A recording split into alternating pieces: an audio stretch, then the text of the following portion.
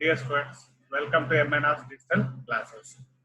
The topic of today's lecture is thermal conduction. The content of this class was extracted by using two books. One is Ether Thermodynamics by Britler Subramanian, and the second book referred is Ether Thermodynamics by T.S. Watson.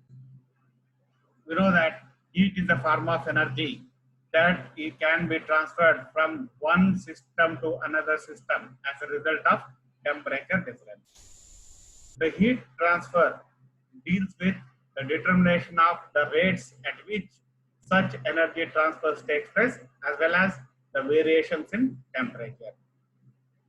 The heat transfer mainly takes place by three distinct modes.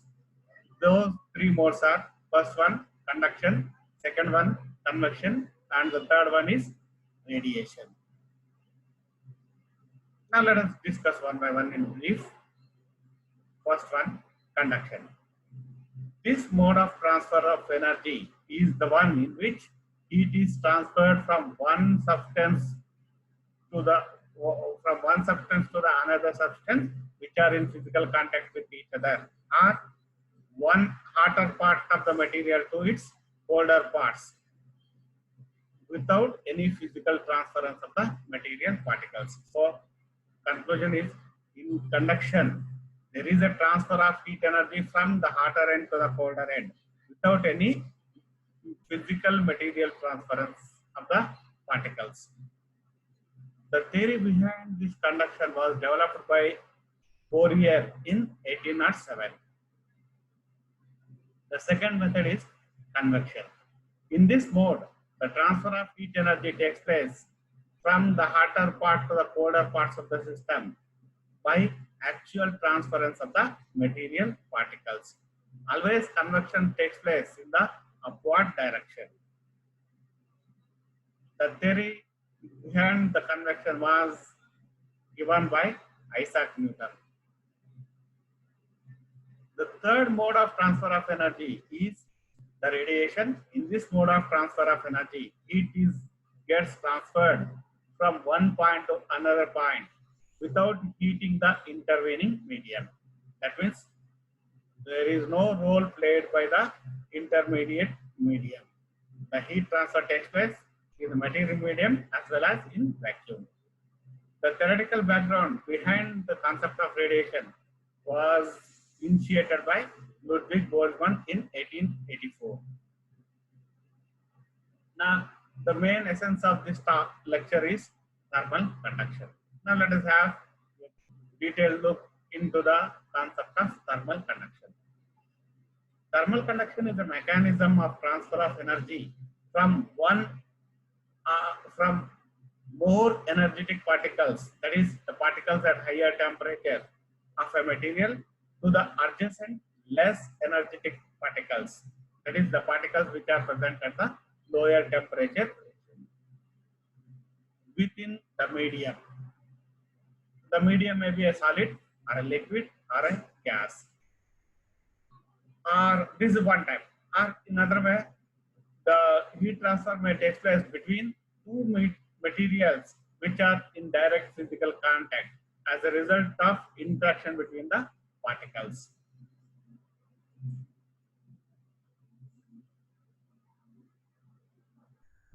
The precise definition of thermal conduction was given by Maxwell. According to Maxwell, the conduction is the process in which heat is transmitted through an unequally heated medium from the hotter to colder parts without any bodily transference of the macroscopic portions of matter, that is, material particles, relative to one another.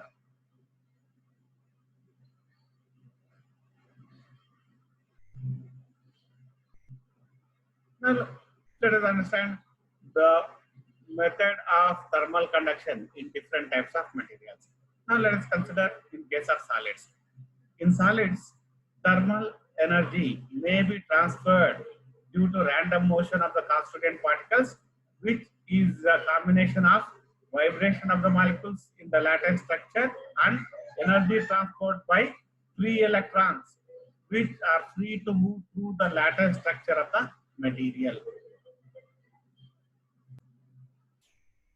In case of solids, the heat conduction is due to two important mechanisms. One is vibration of molecules in the lattice structure, and second one is movement of free electrons through the lattice structure of the material. In case of fluids, that is, in case of gases and liquids, conduction is due to collisions and diffusion of the molecules through their random motion over the surface. It takes place, conduction takes place due to collision of the molecules and diffusion of the molecules from a region of higher concentration to lower concentration. As a result of that, they carry the heat energy from one point to another point. Although conduction is possible in case of solids, liquids, as well as in case of gases, yet it is usually characteristic of the solids. In case of fluids, the mechanism of conduction is almost negligibly small, except in case of mercury and helium. Even in case of gases, the mechanism of conduction is negligibly small. The explanation for the heat conduction in case of solids was given by Fourier. The precise explanation was given by Fourier, and then it was followed by Ohm. To understand the Fourier's explanation of thermal conduction, let us consider a metal rod of uniform cross section in which the temperature is not uniform throughout. In particular, imagine that temperature theta is a function of distance from the hot end. Now observe this diagram.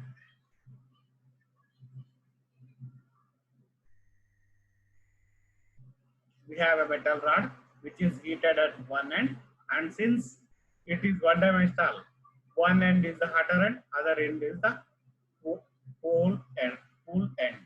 So as we move from the hotter end to the colder end, there is temperature difference.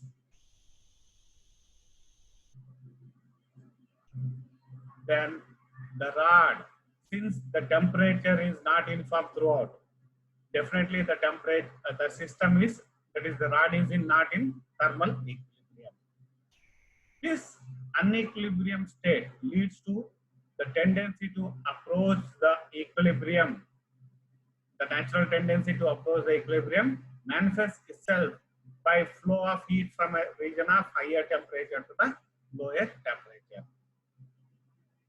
Now, to understand how the heat flows from higher temperature to the lower temperature regions, let us divide this rod into a number of layers of equal uniform cross-sectional areas normal to the direction of flow of heat. Let this rod be divided into a number of layers having uniform cross-sectional areas normal to the direction of flow of heat. Every layer of the rod receives heat by conduction from adjacent layer towards the hot end. Each layer, if we divide into layers, each layer receives heat adjacent to it, which is present on the hotter end side. In the initial stages of heating, the heat supplied to any one layer of the rod is used up in three ways. A portion of heat received is absorbed or retained by the layer itself, which leads to increase in its own temperature. Another portion of the heat is radiated to its surface, or from its surface to the surroundings due to radiation effects. The remaining part is transmitted to adjacent layer. This adjacent layer repeats the three steps again. Now, during the process, we observe that if you consider one layer to the next layer, the temperature of each layer goes on, decreases. If you consider any one particular layer, the temperature will remain the same. The temperature of one layer to the next layer goes on, decreases as we move from the hotter end to the colder end. Now let us define a term called as isothermal surface. Since as we just observed, as we move from the hotter end to the colder parts of the material, that there is a gradual fall in temperature along the rod. This gradual fall in temperature actually depends on the quantity of heat conducted. And not only that, it also depends on the specific heat capacity and density of the material of the rod. So I will repeat again. As we move from the hotter end to the colder end, the temperature of the material gradually falls down. This gradual fall in temperature depends on the amount of heat conducted, specific heat capacity of the material, and the density of the material of the rod. Now let us define a term called as isothermal surface. The cross-sectional surface or the layer of the rod normal to the direction of heat flow, where the temperature at all the points on it is same, known as isothermal surface. We have different layers. The rod is divided into different layers. At each layer, the temperature at all the points normal to the direction of flow remains the constant. Such a surface is called as isothermal surface. Now the figure shows the two layers. Each layer is the isothermal surface because at all the points in this layer will have the same temperature. Say this end is T2, this end is T1. The temperature of any isothermal surface is purely a function of its distance from the hotter end and is independent of time. Greater the distance of the layer from the hotter end, more is the heat lost by radiation, and hence lower is its temperature. Thus, the gradual fall in temperature is along the rod. Since the temperature at various layers of the rod is varying with time, it is said to be in variable state. For a given layer, it is independent of time, but as we move from the hotter to colder end, the temperature gradually falls down. The system is said to be in a state of variable state. Now let us understand one more term that is called as temperature gradient. In variable state, each layer absorbs and conducts heat.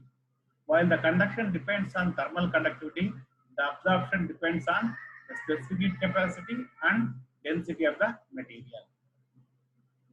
Therefore, temperature gradient can be defined as the fall in temperature of the isothermal surface with change in distance from the hotter end along the direction of flow of heat is called as temperature gradient. Now, the figure shows the pictorial representation of temperature gradient. Here we have two layers, isothermal surfaces. One layer is maintained at a temperature of theta1, other layer has a temperature of theta2 such that theta1 is greater than theta2. As the heat conducts from the hotter to that is theta1 to theta2, there is a gradual fall in temperature. This difference in temperature with the distance gives us the temperature gradient. Theta1 and theta2 are the temperatures of the two isothermal surfaces separated by a distance dx. The graph of temperature as a function of distance is called as temperature profile or temperature curve. The slope of this curve gives the temperature gradient. If you want to know that, find the temperature gradient, plot a graph of variation of temperature with distance from the hotter end. The slope of this graph gives us the temperature gradient. The negative sign in the equation indicates that the temperature gradient is always decreases in the direction of flow.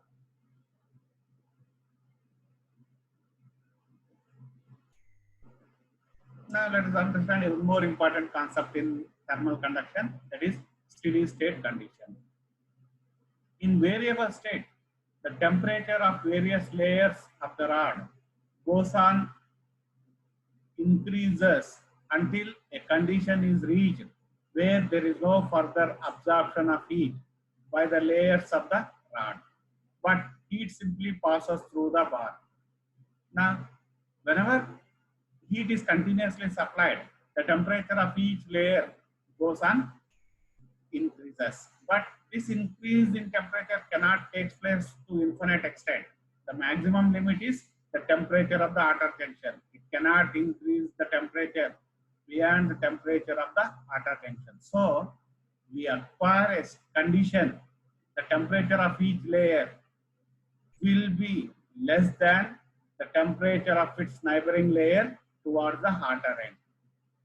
So once this temperature acquired, then there is no further absorption takes place because of the saturation level, and then all the heat supplied will be simply conducted in the absence of radiation effects. In such a condition of the system in which all the heat is simply transmitted without absorption in the absence of radiation effects is known as steady state condition or stationary state condition. So we can define the steady state condition as the thermal condition in which the flow of heat and distribution of temperature along the rod depends only on conduction in the absence of convective and radiative effects.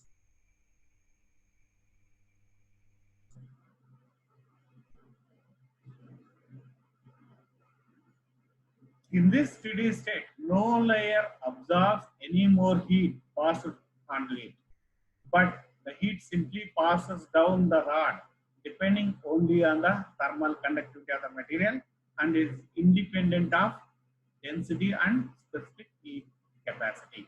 Now observe the difference. In variable state, heat is absorbed depending on the thermal conductivity. Heat is absorbed depending on the specific heat capacity and density of the material, and a part of heat is transmitted depending on the nature of the material, that is thermal conductivity. Once the steady state is acquired, the amount of heat transferred may only depends on the conduction and no question of absorption. One important point to be remembered regarding the steady state is the steady state is different from thermal equilibrium. Thermal equilibrium means the temperature of each and every part of the system must remain the same. Whereas the steady state condition is the temperature remains the same only in the isothermal surfaces. If you take one isothermal layer, all the points will have the same temperature. If you move to the next layer, the temperature, there is a gradient in temperature. Temperature gradually falls down with the increasing distance from the outer end. Each isothermal layer or the isothermal surface have the same temperature, but the constant temperature decreases with increasing distance. This is the major difference between steady state and thermal equilibrium state. Now with these basic definitions, let us understand the Fourier's law of thermal conduction. In 1807, Jean-Baptiste Joseph Fourier, a French physicist and mathematician, prescribed an empirical law, that is the rate equation, derived from the experimental observations to evaluate one-dimensional steady-state flow of heat conduction based on the following assumptions. The assumptions of the theory of thermal conduction given by Fourier are as follows. The first assumption, the material of the body is assumed to be homogeneous and isotropic. That is, it is made up of single category of molecules. The second assumption is the conducting material is in steady state conditions. That is, there is no internal heat generation or absorption. There is no heat is absorbed by the material or generated by the material. The third assumption is heat flow is one dimensional. That is the bound surface between which heat flows is isothermal and the temperature gradient is constant and the temperature profile is linear. So since the heat flow is one dimensional, we can say that it is corresponds to rectilinear flow of heat. The last one, heat loss from the sides of the sample is negligible. That is, the radiation effects and convection effects are neglected, or it is almost made practically zero.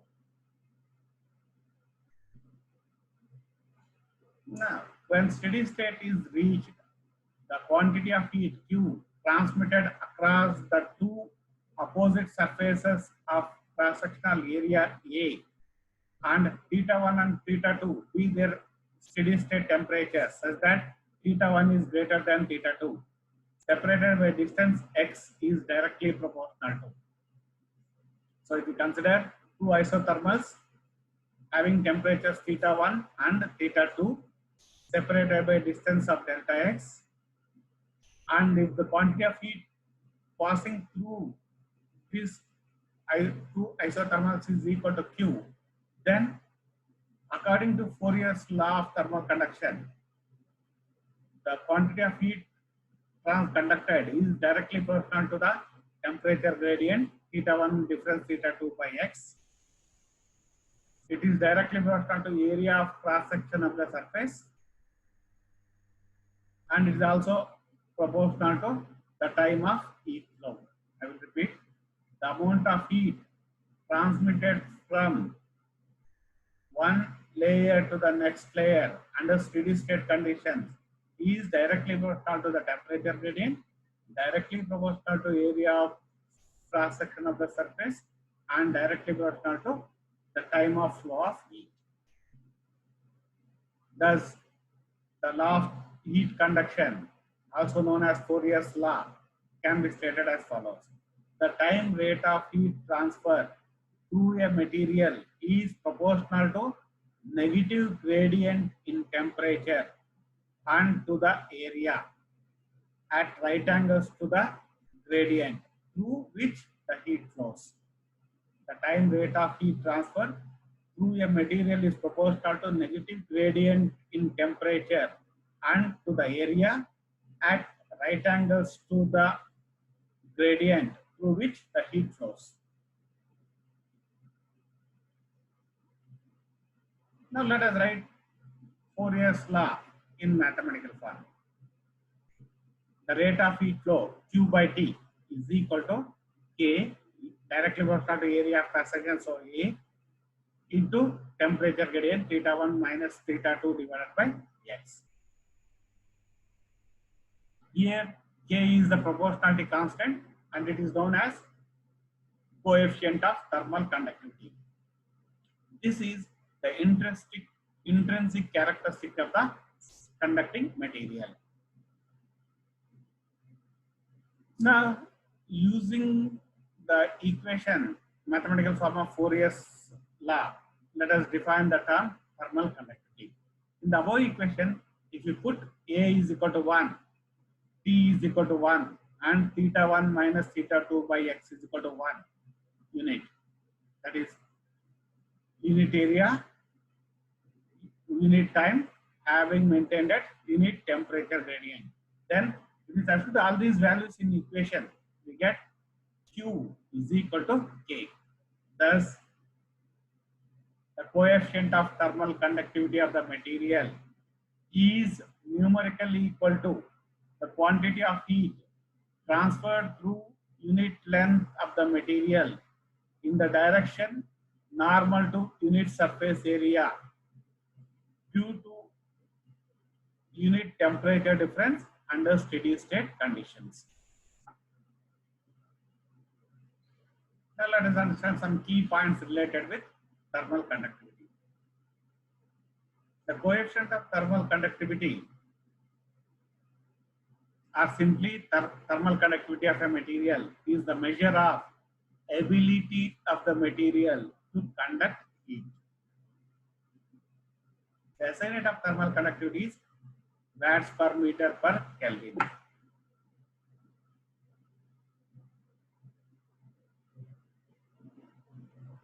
The experimental determination of thermal conductivity. There are various experimental methods designed for the determination of thermal conductivity of solids. Those two methods are, among them, the most popular methods are steady state methods, which are based on the Fourier's law, and in which the experimental setup must reach the equilibrium condition before any calculations to be made. Hence, they satisfy the following conditions. The first method is called as steady state method. This steady state method is mainly based on the Fourier's law of thermal conduction, and in order to use these methods, we have to wait until the steady state conditions are achieved. To use these steady state methods, we have to satisfy certain conditions. The conditions are: the rate of flow of heat to the specimen must be measurable. That is, sufficient amount of heat must be transferred from one end to other end per unit time. The second thing is the temperature gradient along the material must be steep enough to be accurately measured. The temperature gradient must be steep enough so that we can make the measurement accurately to evaluate the thermal conductivity. When these two conditions are fulfilled in any experiment, we can apply the steady state methods, which are based on Fourier's law of thermal conduction. The second type of experiments are known as transient methods. In the transient methods, there is no need to wait for the equilibrium conditions, because in this method we are plotting the temperature profiles. That is, we are going to plot a graph of temperature as a function of time during heating.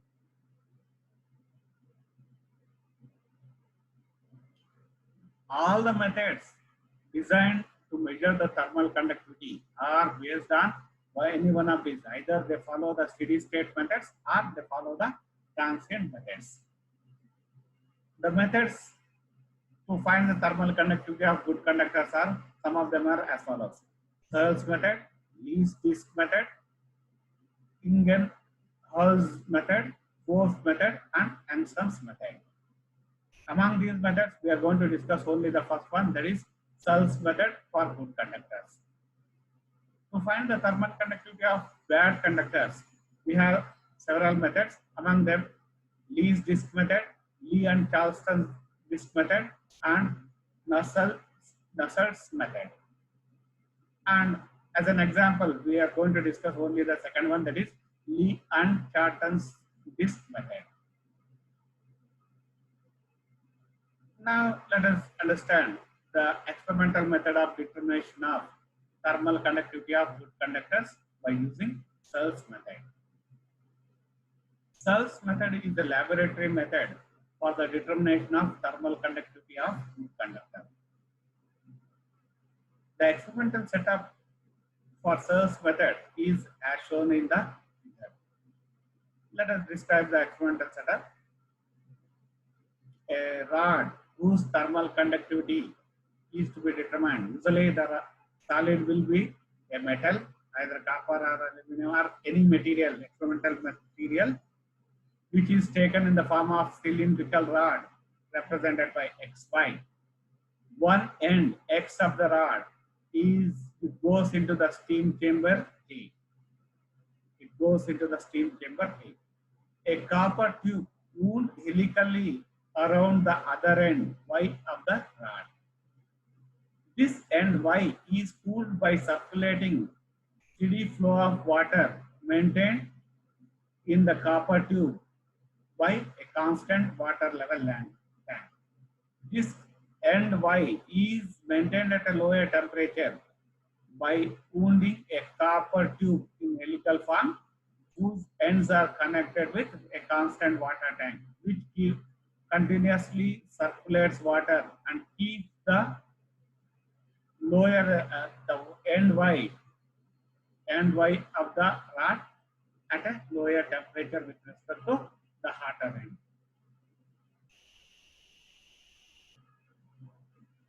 The flow of water is adjusted using pinch torque such that water comes drop by drop from the exit side. The water enters the tube and end away from the steam chamber and leaves the end nearer to it.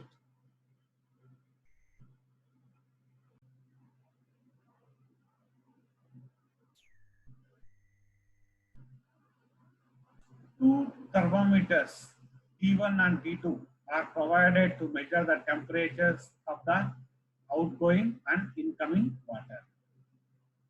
I mean, T3 and T4 are the thermometers which are used to measure the temperature of the incoming water and outgoing water. Two holes are drilled along the rod and the thermometers temperature at the rod is also measured at the place with the help of thermometers T1 and T2. Care is to be taken to see that placing the thermometers do not alter the rectilinear flow of heat. We have four thermometers. Two thermometers, T3 and T4, are used to measure the temperature of incoming and outgoing water, and another two thermometers are placed along the length of the rod by holding drills. These holes are drilled and the thermometers are placed in such a way that it should not alter the concept of rectilinear flow of heat. Otherwise, the Fourier's law of transformation, Fourier's law of thermal conduction does not hold satisfactorily. The whole apparatus is covered properly with layers of the insulating material like wool, felt, etc., so as to prevent any loss of heat from the sides and maintains a constant temperature gradient. Now, already we know that Fourier's law holds good only when there is no absorption, that is, the system is in steady state and there is no radiation and convective effects. To minimize the radiation and convection effects, the entire experimental setup is covered with wool or felt and it is taken in a wooden box. The steam is passed into the steam chamber and the stream of water is maintained. The temperature of all the four thermometers rise initially and ultimately become constant when the steady state is reached. As the heat is continuously supplied by passing the steam with the steam chamber, the temperature of the four thermometers connected at various parts goes on increasing initially. And once the steady state condition is achieved, the temperature of each thermometer remains a constant. Now, the steady state temperatures of the thermometers theta 1, theta 2, theta 3 and theta 4 are noted, and the mass of the water collected in the known interval of time is recorded. From the inlet, water is passed, at the outlet, water is collected. As the water passes through the rod, it absorbs the heat from the rod so that its temperature changes. So that water is collected at the outlet.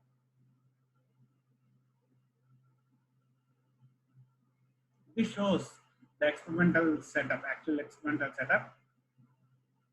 This is the steam chamber. We have the copper rod and the helical tube, copper tube, which is used to circulate the water. And this represents the wool and other things, which is used to insulate the given experimental setup or to isolate the experimental setup from the surroundings. This is a photograph showing the complete experimental setup. The constant water level tank from which the water is passed. This is the to the thermometer to the inlet of the copper helical tube, and this is a steam chamber from which steam is passed to the steam chamber, which is one end of the rod. Now let us visualize the experimental setup and its working with the help of small video clip.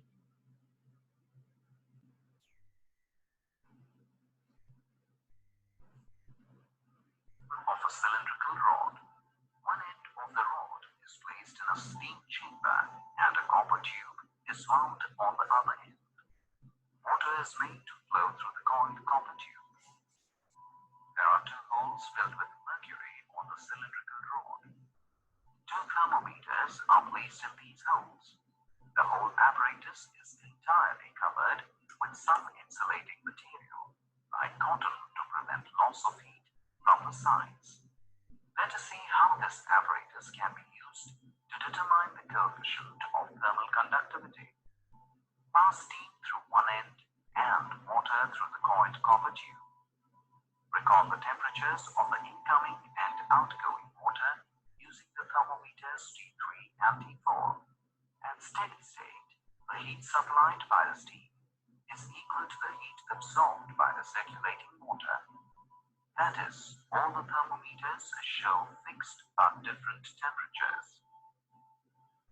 Let m be the mass of water flowing in time t seconds. Knowing m, c, and the temperatures, we can calculate the coefficient of thermal conductivity using the formula.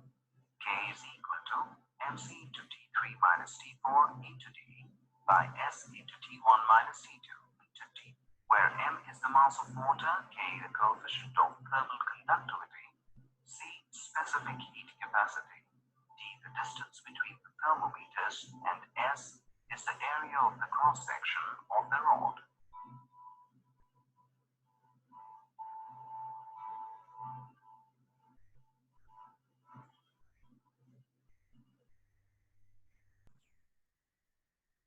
Now let us understand the theory behind the experiment. When steady state is reached, the quantity of heat passing any cross section from P to Q separated by length L is constant, and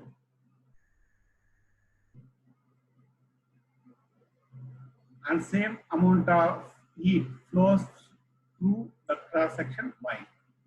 So the quantity of heat flows from the section P to Q in 1 second is given by Q is equal to Ka theta 1 theta 2 by L. I'll discuss equation 1.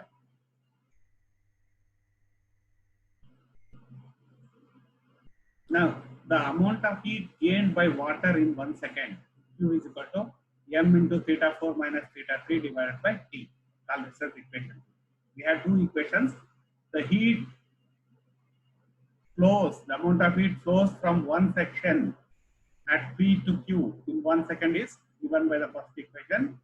The amount of heat gained by water in 1 second is given by second equation. Now at steady state conditions, we know that whatever the heat supplied by the source is simply conducted without any absorption and without any loss of radiation or convection losses. So you can equate these to Ka theta 1 minus theta 2 divided by L is equal to m into theta 4 by minus theta 3 by T. So it implies that thermal conductivity K is equal to m into L divided by A into T into theta 4 minus theta 3 divided by theta 1 minus theta 2. Here L is the distance between the points P and Q, which are maintained as the temperatures theta 1 and theta 2. Theta 4 and theta 3 are the temperature of the thermometers placed at the inlet and outlet of the water tube.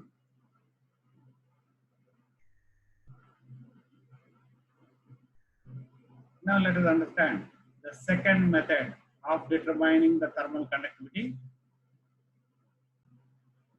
Lees and Charton's method for poor conductors. In the year 1898, English scientist Lee designed this method, which is used to measure the thermal conductivity of poorly conducting materials such as glass, wood, polymer. Usually, these materials are taken in the form of disc. Therefore, the method is called as Lee's disc method. The experimental setup is actually in the figure. Now, let us understand the construction of the setup. The experimental setup for Lee's disc method is quite simple and consists of a thick circular metal disc C, usually brass or copper. This disc is called as the Lee's disc, and a hollow cylindrical steam chest represented by B. The specimen disc B, usually rubber, glass, or ebonite, whose thermal conductivity is to be determined, is sandwiched between the two discs, that is the disc the C and the steam chamber B. The surfaces of B and C are well polished, having a smearing of glycerin to ensure that a good thermal contact between the two with the poor conducting material, that is the specimen D.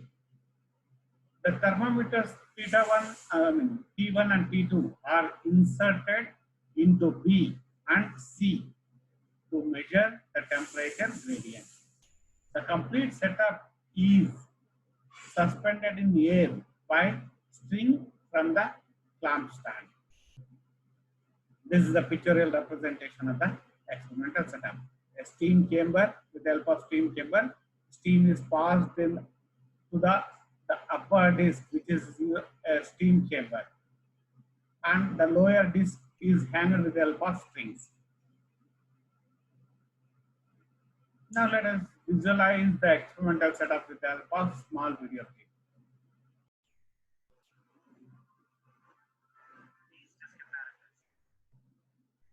Thermal conductivity is a property of the material that indicates its ability to conduct. This apparatus works as a mechanism, and when it starts verifying conduction for a cross-sectional area of material, then a temperature gradient exists perpendicular to the area that results in a steady state. At steady state,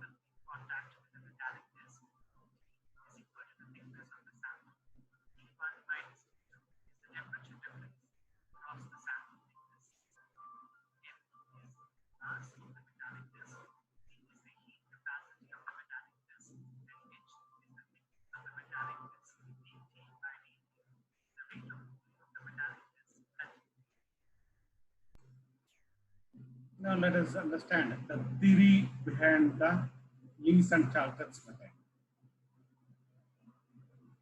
In the experiment, the steam is passed through the steam chamber, which is directly above one of metal disc with a thermometer in it. This steam causes the metal disc to heat up and transfer the heat to the specimen. The poor conductor in turn transfers the heat to the bottom metal disc, which loses heat to convection. The readings of the thermometers T1 and T2 are noted after the steady temperature is reached. The two thermometer temperatures are different and are used to calculate the thermal conductivity. Let theta1 and theta2 be the steady state temperatures recorded by the thermometers T1 and T2 respectively, and K be the thermal conductivity of the bad conducting disc D. If X is the thickness and A is the area of cross section of the disc D, then the rate of heat transfer R by conduction is given by Q is equal to K into A into theta 1 minus theta 2 by X. Here Q is the intrinsic rate of flow of heat, which is equal to heat flow per unit time. The rate of heat loss due to cooling from the bottom of the brass disc by air convection, by measuring how fast the brass disc cools at steady state temperature T1, the rate of heat loss can be determined. If M is the mass, C is the specific heat capacity of the brass disc, and if the lower metal disc C cools down at a rate of d theta by dt at theta 2 half, then the rate of heat loss is given by Q is equal to, the rate of heat loss is equal to Q is equal to mc into d theta by dt at the temperature theta 2. At the steady state, the amount of heat transferred from the specimen, that is the poor conductor, to the bottom disc C in 1 second must be equal to heat lost by the exposed portion of the metallic disc C in 1 second. Due to convection and radiation, heat lost by the edges of the disc D is negligible. So equating equations 1 and 2, we get K into A into theta 1 minus theta 2 by X is equal to mc into d theta by dt. Rearranging the terms, we get K is equal to mc into X divided by theta 1 minus theta 2 into A into d theta by dt at the temperature theta 2. In the present method, the rate of cooling of the lower disc C is determined without the experimental disc on it. So, to obtain the correct value of rate of cooling d theta by dt at theta 2 under the condition of the experiment, the quantity d theta by dt should be multiplied by a factor f given by the above equation. While deriving the above equation, we neglected the rate of cooling of the lower disc C. So, in order to include that effect, the term d theta by dt, the above expression, should be multiplied by a factor f given by f is equal to a in plus s divided by 2a plus s, where a is area of cross section of the disc D and C, both are identical, and s is the surface area of the curved surface C. This fraction of the total, this f represents the fraction of the total area of the disc D, disc D, experimental disc D, exposed to the surroundings. This correction factor is called as Bedford correction. The factor f is called as the correction factor and it's called as Bedford correction factor. Thus, the coefficient of thermal conductivity of the given poor conductor is K is equal to mc into x divided by theta 1 minus theta 2 into a into d theta by dt into a plus s divided by 2a plus s. This is the working formula of Lee and Charlton's method of finding the thermal conductivity of four conductors. Now, to evaluate the thermal conductivity, we must know the rate at which the material cools down when it is disconnected from the steam chamber. To find d theta by dt, that is d is removed and c makes contact with the steam chamber. The experimental specimen d is removed and the steam chamber is brought in direct contact with the metal disc c. When the temperature of the lower disc C rises about by 10 degrees or more than its equilibrium temperature theta 2. An insulating material, not necessarily the poor conducting of which is under testing, is then placed on the top one of the bottom metal disc. Now the steam chamber is removed. An insulating material, it may be the experimental material or any insulating material, is just placed over the bottom metal disc and is allowed to cool to room temperature.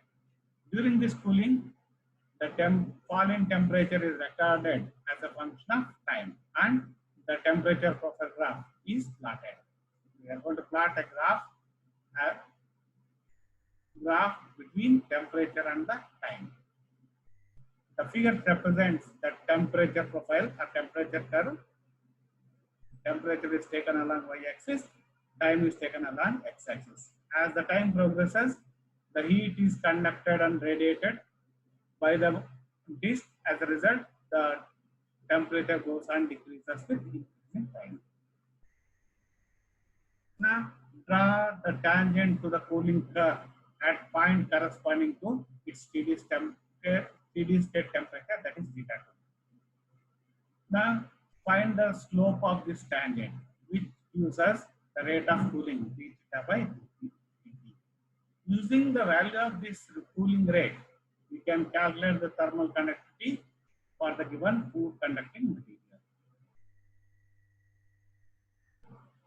The last topic in this lecture is Wiedemann-Franz law. Forbes first pointed out the fact that good conductors of heat energy are also good conductors of electrical energy. At a given temperature, the thermal and electrical effects in a metal, that is the thermal conductivity and electrical conductivity of the material, are proportional. But by raising the temperature, it increases the thermal conductivity while electrical conductivity decreases. In 1853, Wiedemann and Franz, based on their experimental observations on relative conductivities of the different materials and the knowledge of their electrical conductivities, formulated an empirical law. The law states that the ratio of thermal and electrical conductivities is same for all the metals at a given temperature. If we keep the temperature constant, then the ratio of thermal and electrical conductivities will be the same for all the metals. Further, this ratio is directly proportional to absolute temperature of the metal. So, the statement of Wiedemann-Franz law will be having two parts. The first part, when the temperature is kept constant, the ratio of thermal conductivity and electrical conductivities will be same for all the materials.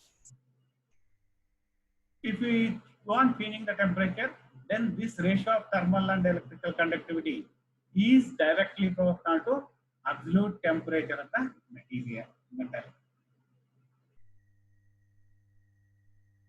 If K and sigma are the thermal and electrical conductivities for a given metal at an absolute temperature T, then the Wiedemann-Franz law can be mathematically expressed as K by sigma is proportional to the absolute temperature T, or if we remove the proportionality, then we get a proportionality constant L, which is called as Lorentz number.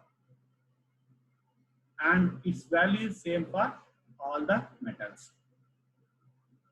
Today, on the basis of its free electron theory of conduction, in collaboration with Lorentz, showed that the electrical and thermal conductivities are due to free electrons in metal.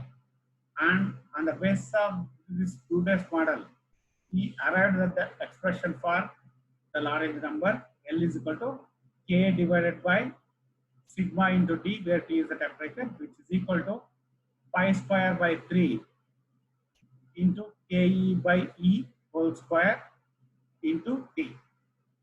This is expressed by using the quantum free electron theory. In classical free electron theory, if you want to write, then the Lorentz number is given by 3r square divided by J n square into E square, where J is the current density. Joule's mechanical equivalent of heat. Here in the above expression, K represents Kb represents the Boltzmann's constant, or universal gas constant, N the number of molecules in 1 gram, and J is Joule's mechanical equivalent of heat.